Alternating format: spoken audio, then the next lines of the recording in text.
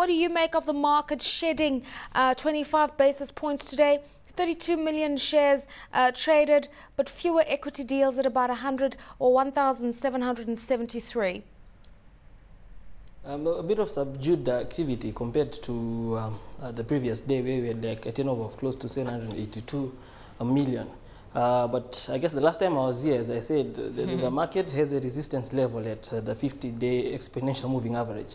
So as much as the market might have crossed over the 4,000 psychological mark, but it was still down on the technical front. So you find the market just having that pressure to try and reach there, and people profit-taking, a bit of irrationalism in the market here and there. But what is actually worrying is 2 days of drop in the market at quite some huge volumes is a bit worrying, because that tends to hint towards distribution. All right, obviously active counters, but not for the good reasons. Safaricom trading 18.8 million shares, but we have seen Safaricom stuck somewhere between 4 shillings, 20, thereabouts. Some pressure on the stock, and now there's news of some sort of a regulatory dispute over number portability that's now forced the regulator to step in with some legal eyes. I guess the fight between Airtel and Safaricom will always be with us, just like cat and mouse. I will not mention who the cat is or who the mouse is here. But if you notice the situation that is there, if Airtel's numbers are true and Safaricom are losing close to 1,500 subscribers per day, then there is a bit of worry there. And Safaricom is basically, it's become a penny stock. You buy it at 3 shillings 50 cents, you sell it at 4 shillings, you've made your money.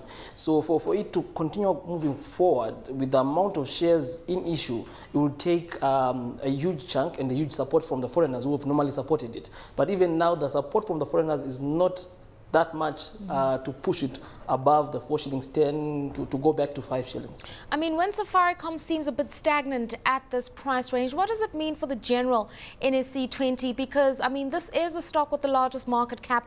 It is a major driver of foreign investment in the Kenyan market.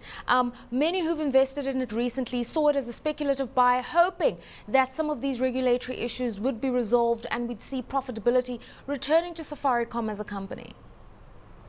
I guess also being in April, 2 months away from them, actually not even 2 months, just a couple of weeks away from them actually announcing their results, there's a bit of also uncertainty in the market. What results are they going to issue out? With the price wars last year and now the number portability, or is it going to eat into their margins? So most investors in Safaricom, I'm sure also inclusive of foreigners, are keeping that in mind. But you don't want to be holding the stock and they announce results which are below expectation, then it will definitely drop.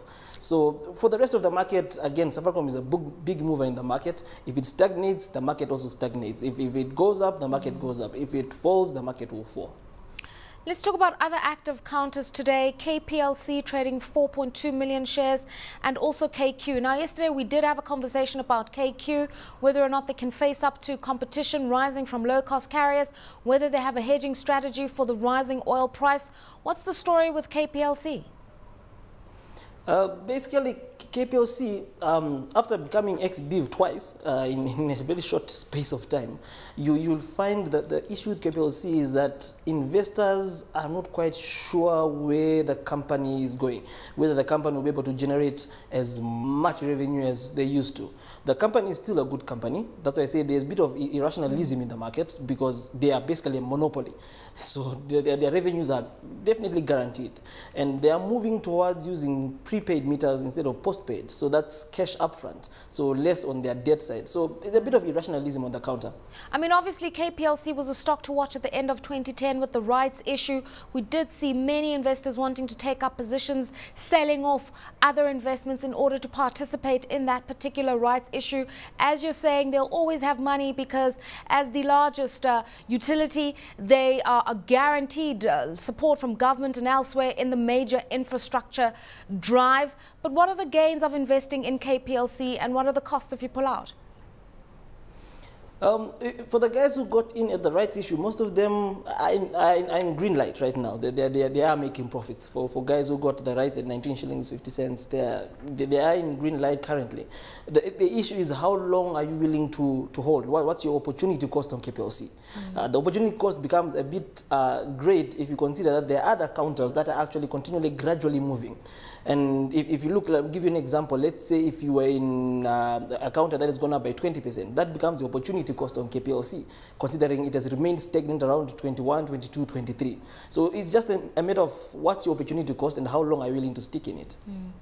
All right, let's talk about the gainers in the market today. 16 advances today, but we'll just talk about the ones most prominent.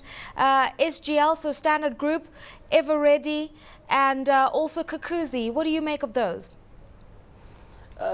Basically speculative buying. If someone buys it at 10% less, what people are doing in the market currently is looking at where was this counter before the market began to fall. If the counter is down 20%, 30%, it looks attractive. But at least if it recoups half, you already make 15%. So the volumes were very thin, both on the gainers and on the losers, to actually say there is something in the counter. Final question, talk to us about the shilling. Okay, it's still fairly strong and stable against the dollar, somewhere in the region of 84 shillings. We're starting to see monetary policy tightening, but the real threat of inflation weighing heavily on the conscience of the CBK. What's your outlook for the Kenyan currency? Basically, my outlook for the Kenyan currency, even in the beginning of the year, it will gradually depreciate. It will play around the 84, 85, 86 mark at the worst. Yes, inflation is a problem, but interest rates are not going up as fast as inflation is going up. That makes your currency a bit unattractive. So until we start seeing interest rate going up at the same pace as inflation is going up, then we can see a reversal on the Kenyan shilling.